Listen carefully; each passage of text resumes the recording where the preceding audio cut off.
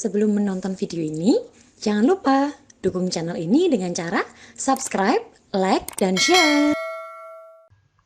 Oke, jumpa lagi dengan saya, Eko Hari Rahmawanto, di mata kuliah Kriptografi. Kali ini kita akan mempelajari tentang algoritma terakhir kita sebelum masuk ke ujian mid semester ya, atau ujian tengah semester. Yang pertama adalah super enkripsi, dan yang kedua adalah algoritma sempurna. Apa itu super enkripsi dan apa itu algoritma sempurna? Kita langsung ulas di bagian berikut ini.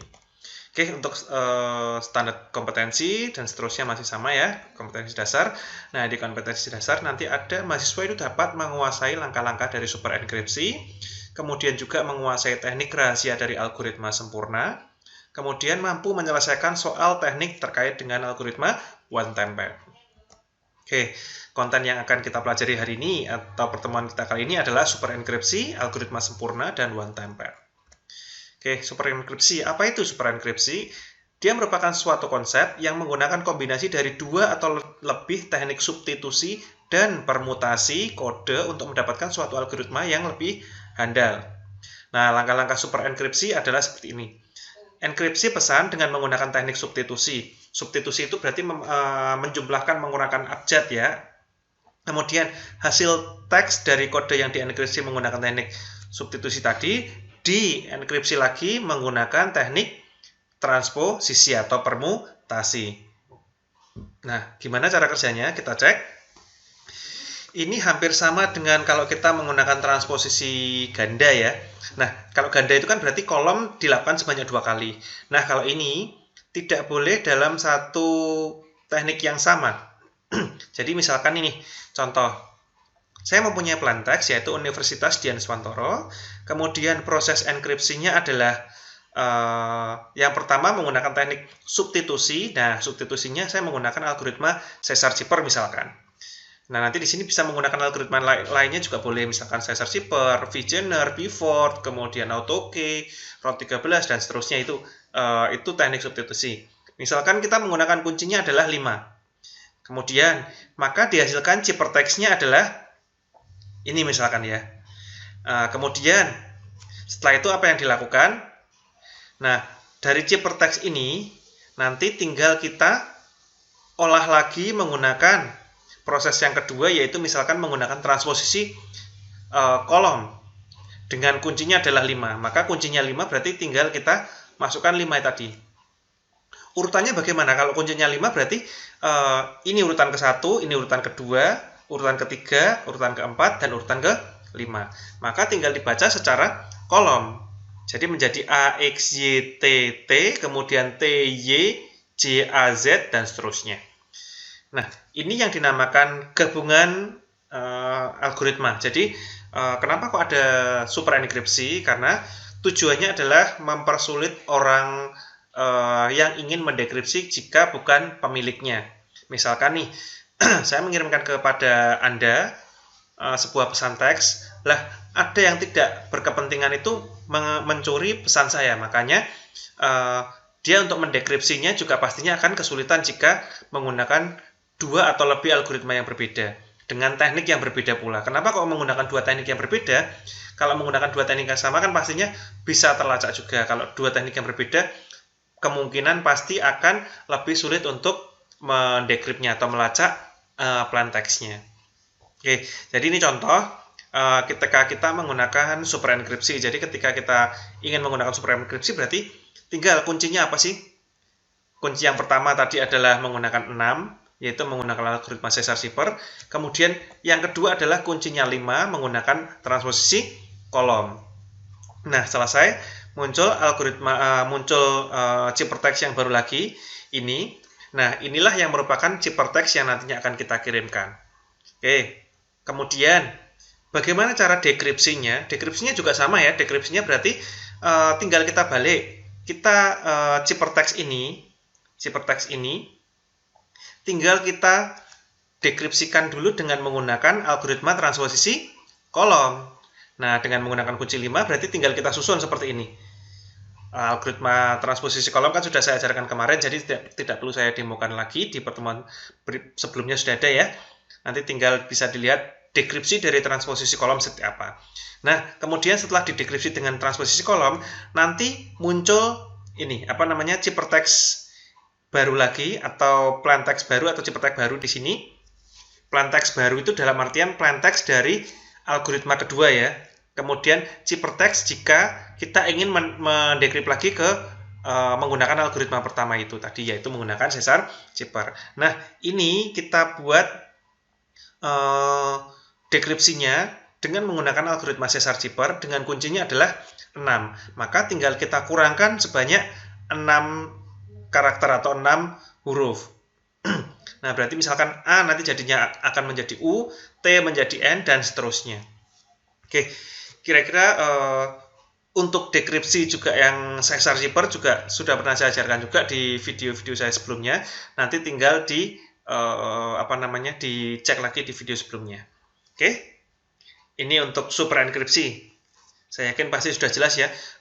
Pertemuan mendekati UTS itu pastinya hanya mereview saja ya, atau lebih mudah ya.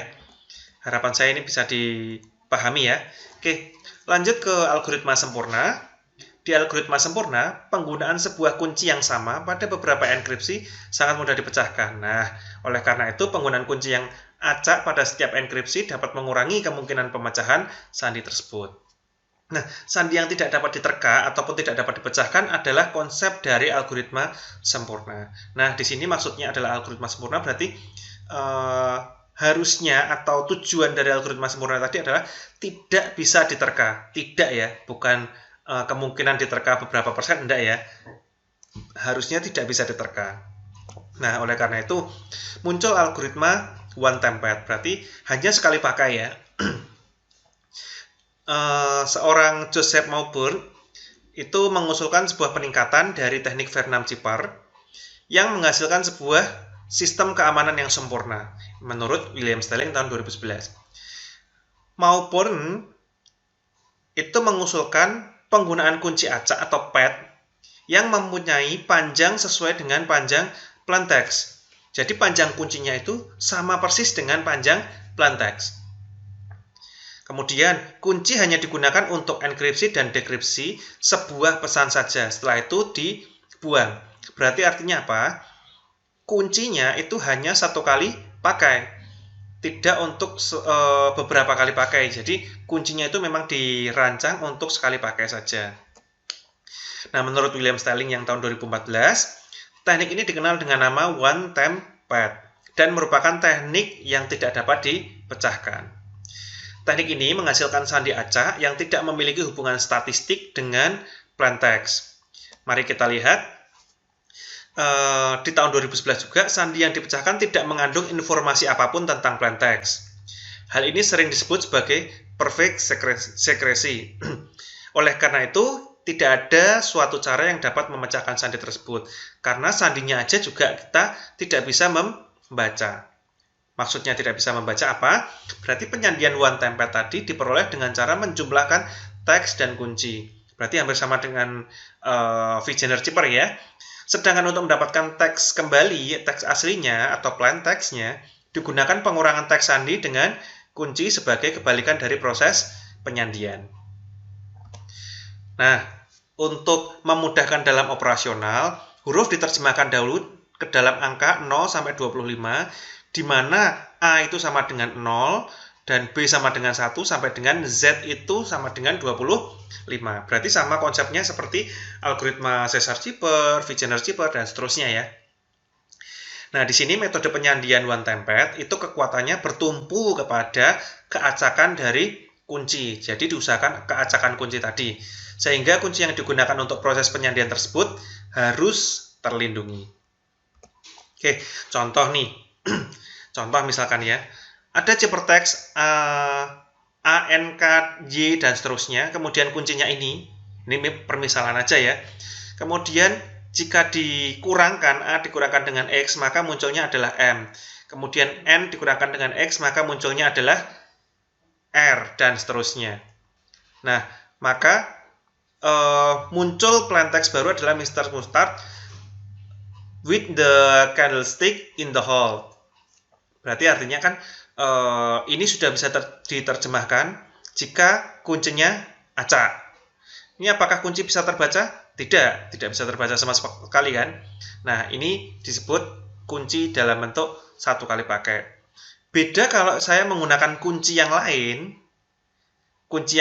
misalkan kuncinya adalah P, F, T, G, P, M, I, dan seterusnya, maka kita akan mendapatkan plain text yang berbeda pula. Misalkan, Mr. Clyde with the knife in the library. Berarti kan sudah beda arti sama sekali ya.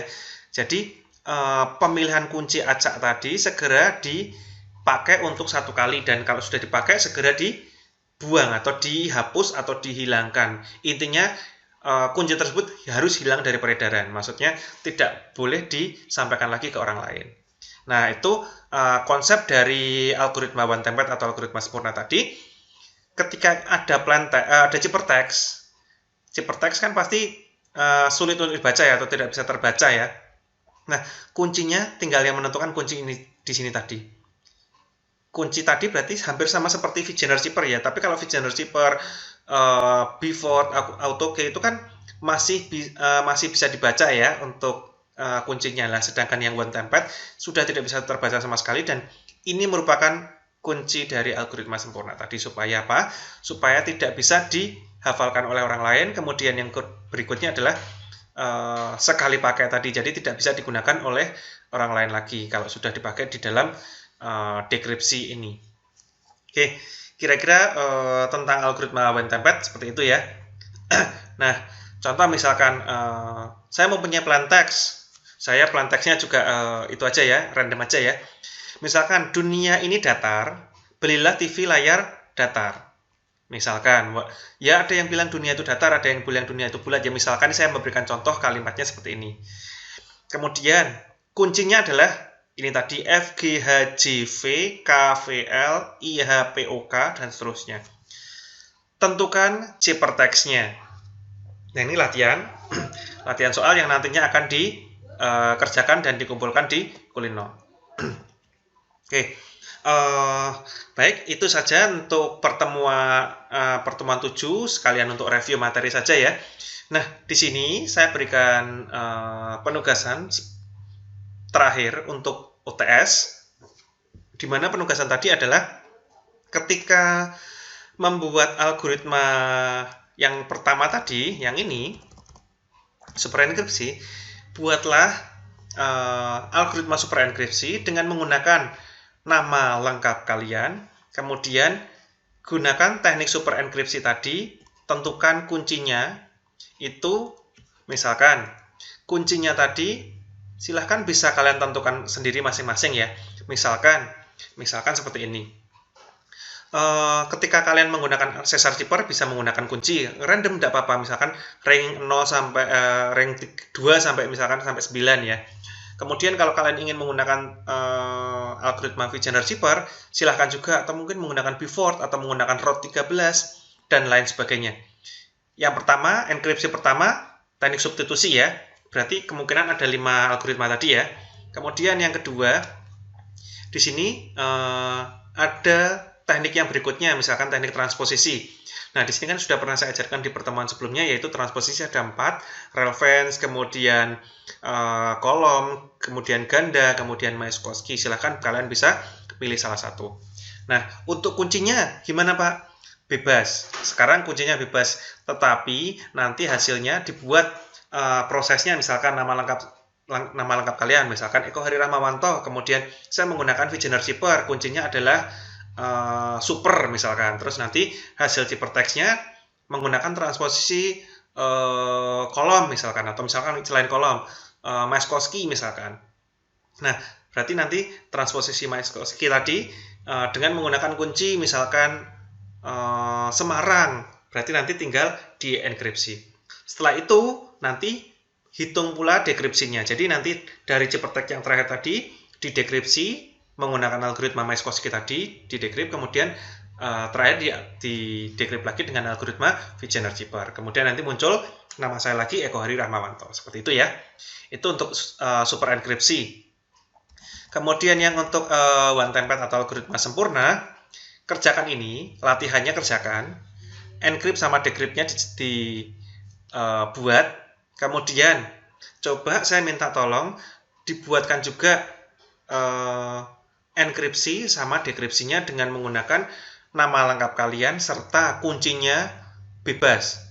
Kunci bebas itu dalam artian berarti silakan ditentukan, tetapi kunci tersebut tidak boleh terbaca. Maksudnya tidak boleh terbaca itu sama seperti ini, F, G, H, J, V, dan seterusnya. Jadi kita tidak bisa membaca kata ini. Ini kata apa sih? Tidak bisa kita baca. Beda dengan atasnya ini ya. K, U, N, C, I. Kita baca kunci. Tapi kalau F, G, H, J, V, mau kita baca apa? Kan kesulitan ya. Nah, buat kunci yang tidak bisa terbaca seperti itu. Dan diusahakan apa? Diusahakan setiap karakter itu muncul paling tidak 1 kali atau 2 kali saja. Jadi jangan terlalu banyak. Misalkan ini ada 25 karakter, berarti ya kemungkinan besar satu kali muncul saja. Kalau lebih dari 25, misalkan ringnya sampai 50-an, 50 kalau 26 itu berarti 52 ya.